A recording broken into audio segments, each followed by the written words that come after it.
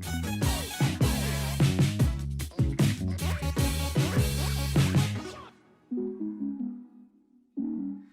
everyone, today I'm here with Pascal Maynard, the famous Canadian, former professional player. You have, I think, 13 GP top 8s and 2 Pro Tour top 8s, if the information on Wiki is correct.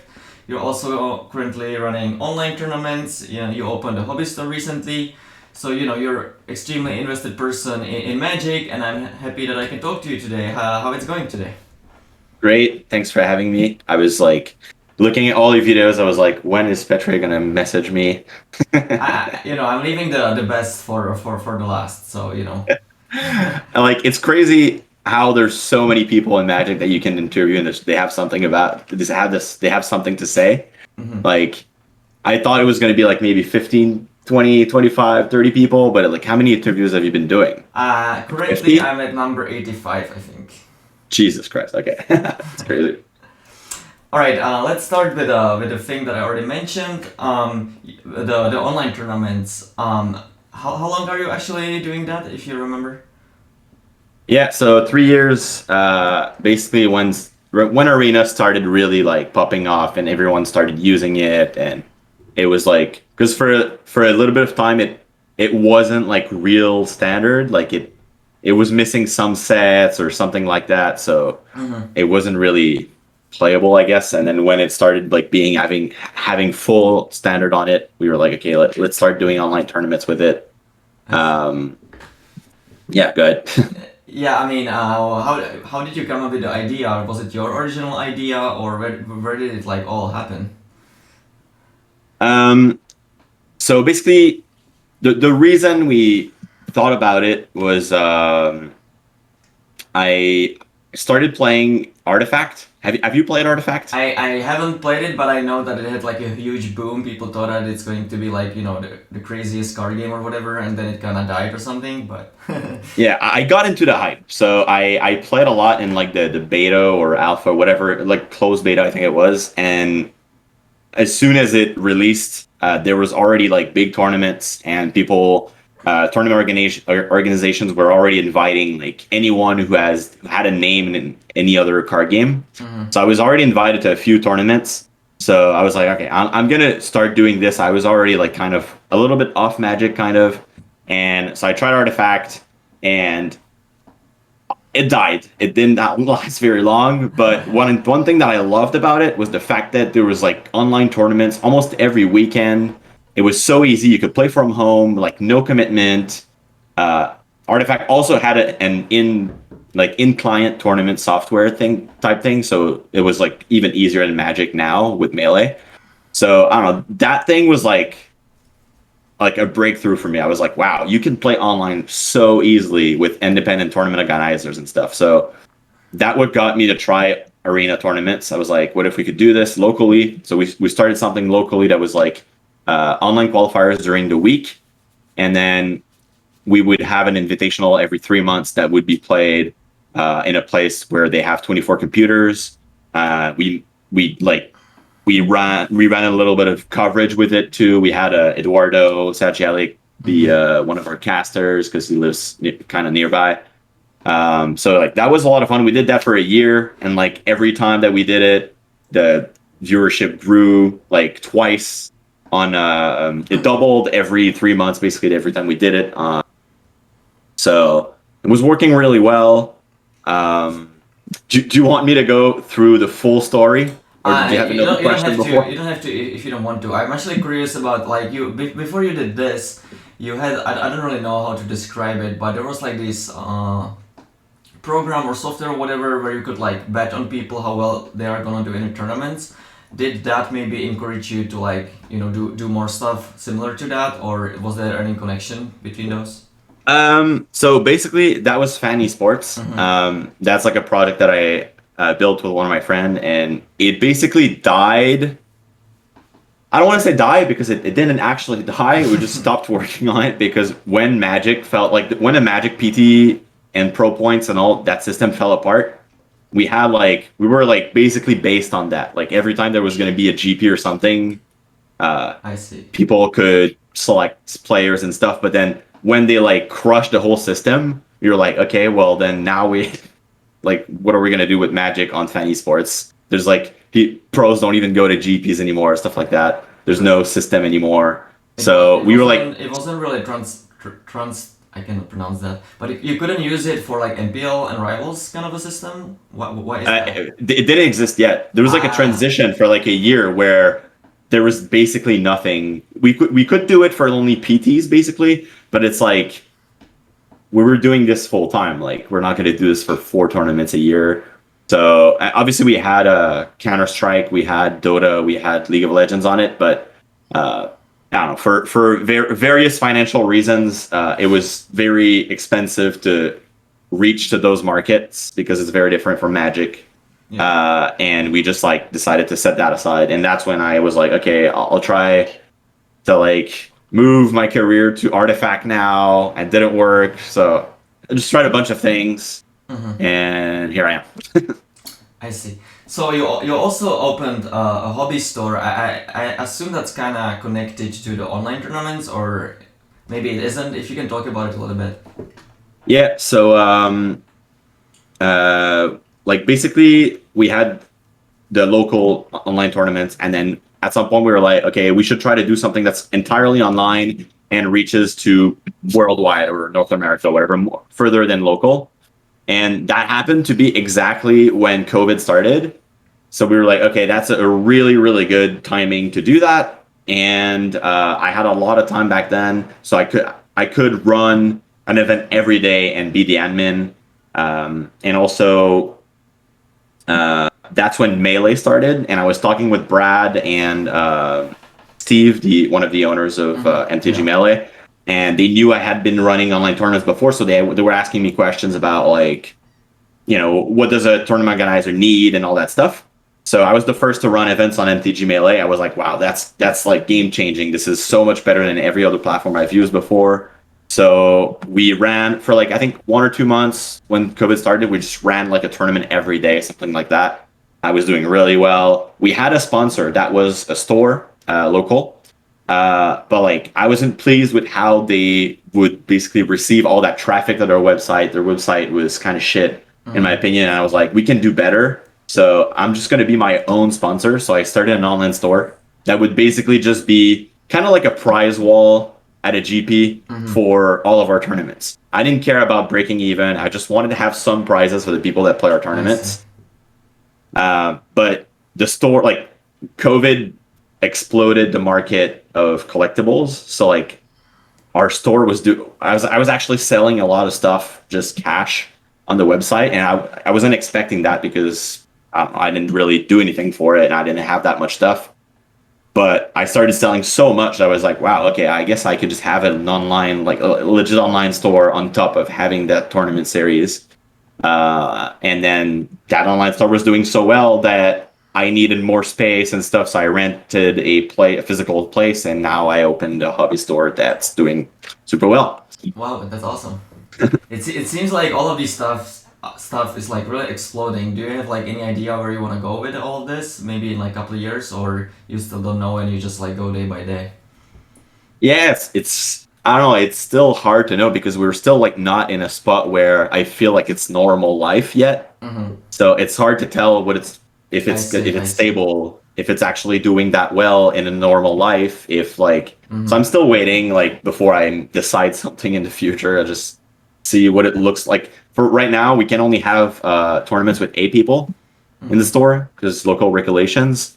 So I first want to see what happens when we can have like 30-ish people in the store, like how much more I will sell and like if I can hire more employees, stuff like that. So How do you if it's not a secret, how do you actually bought the cards for the store? Because it was like a corona age, you cannot really go to a GP and just buy from people. So like, how did you actually do that if it's not a secret?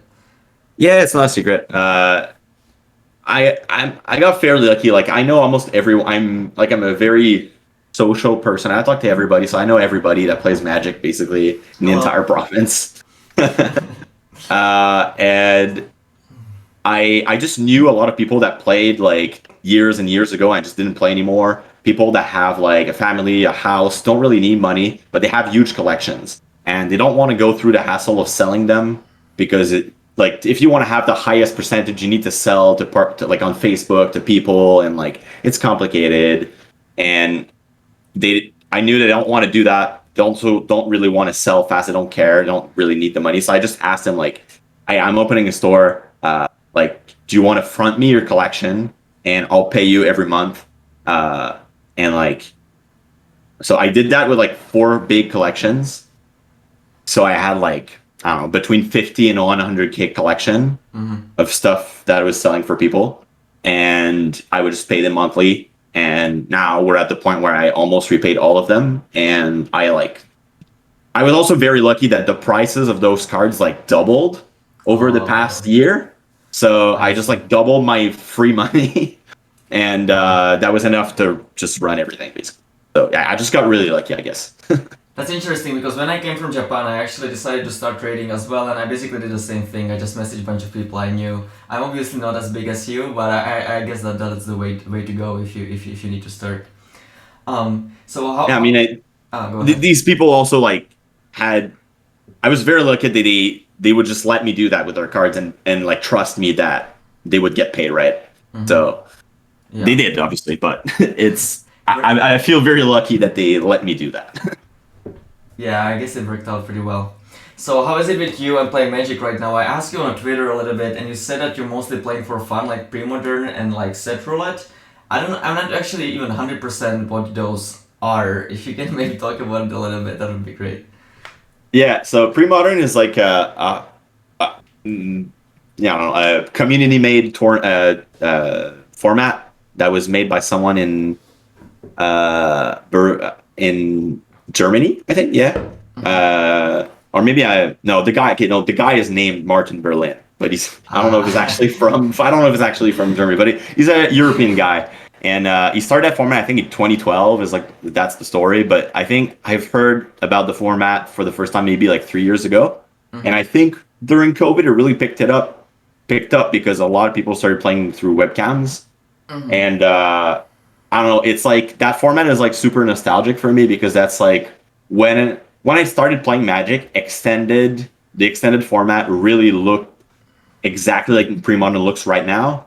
So it's like a lot of decks that I've seen before, heard about, but I've never really played that much with them. So I got into it. I built a few decks. I played here and there with some locals, and then during COVID, I actually played like 1 or 2 pre-modern tournaments online with webcams. And it's a lot of fun. It's like, it really feels like you're playing another game because Magic has changed so much. Like the gameplay is just completely different. Like it's the same rules, but like what matters is entirely different nowadays. That makes sense. So I don't know, I've been liking to play that. And then what are like the tier 1 decks? If there are any, actually. Yeah, so I think Landstill is like probably the easiest to play and best deck, kind of.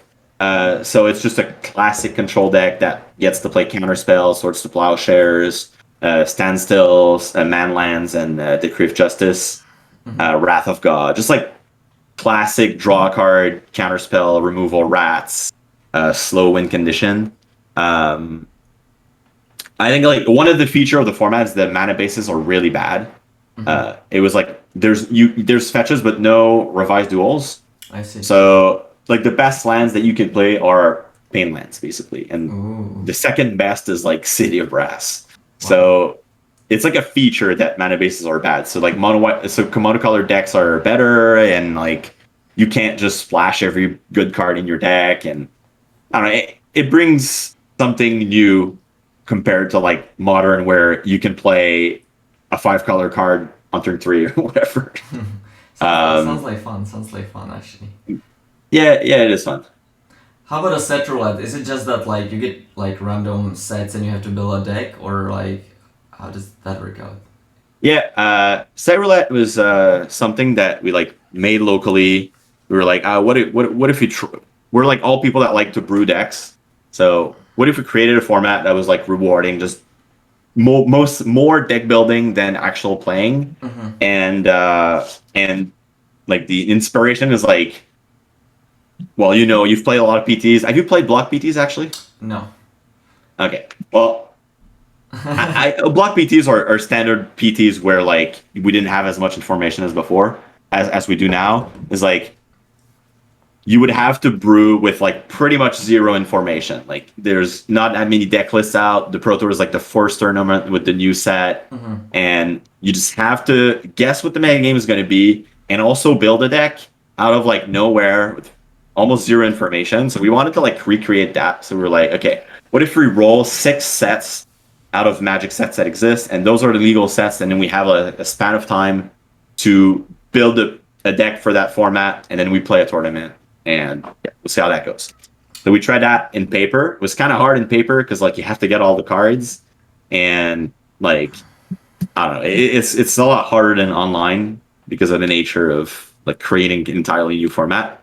So when I started the Mythic Society and COVID tournaments, I was like, oh wow, let's just try Set Roulette online, where we're just going to use Magic Online. People can even use Mana Trader's Card Hoarder to rent cards, so like it's so much easier. And the first one was super well received. So I don't know. There's a lot of people in our Discord that just say now the only Magic that I play for the past year has been Set Roulette. It's like I don't play Magic at all anymore. Just play Set Roulette. That's like the format I want to play. So that's pretty cool. Yeah, we got like between 50 and 80 people every month. It's like it's fairly competitive, but also very casual. Like a lot of I don't know if you've seen some of the results. I've seen some of the decks. That's the only thing I've seen. Like but if you look at the top 8, posted on Twitter that they did really well with this or whatever. But that's all I know. Yeah, but if you look like at the top 8s, the top 8s are always super stacked. It's like former pro players, like former grinders, and all that stuff. So it's super competitive, but everyone is also playing kind of for fun. So it's still a relaxed environment when you're playing. So that's cool. I see. So one of the last things that I would like to ask about, because I kind of feel obligated to, is that during your professional career, you had like 1 year where you seemingly top-aided like every single GP. I don't know if you remember, you probably do. Is there any secret to that? Did you just got lucky? Did you play Infinite? Because you weren't like top-aiding PTs or like doing well at PTs at that time, but at the same time, every single GP you were in the top 8. At least that's how I kind of saw it. Can you talk about that a little bit if you can? Yeah, I very much believe in like momentum, and I believe because it just happens to me. Like I've had some years where I just can't win a single game, and I have had years where if I win, I just win everything. So I can't really explain it other than like I guess it's just confidence that builds up. Like if you're winning, you feel like you're really good, and if you feel like you're really good, you're confident, and you like don't second guess your plays, and it just like it like snowballs into like a lot of things that just you don't like second guess your deck choices. You're like your intuition is just on point, and you just do everything right. Yeah, you just play better on average if you're doing well because you're just more confident and you focus more and stuff like that. Exactly. And if you're losing, it's the complete opposite. You're like, fuck, I'm so bad. Like, if I've been losing so much, it's probably because I'm playing incorrectly. So whenever you're making a play, you're like, I'm not sure if that's the correct play, but it actually is. And like, so yeah, it's just probably that, and a lot of luck, obviously. So it wasn't like you played more during that year or anything like that. You just think that you had momentum. No, I've always played a shit ton. So yeah, it's not that I played more. I see. All right, thanks for talking with me today. And before I wrap it up, maybe you want to tell people where they can find you on the internet if you want. Yeah, Twitter at Pascal Maynard, Mythic Society in general on Melee, Discord, Twitter, my store, themythicstore.com, and in Quebec City, you can find me. All right, if you guys like the video, please click on the like and subscribe button, and I'll see you next time. Bye.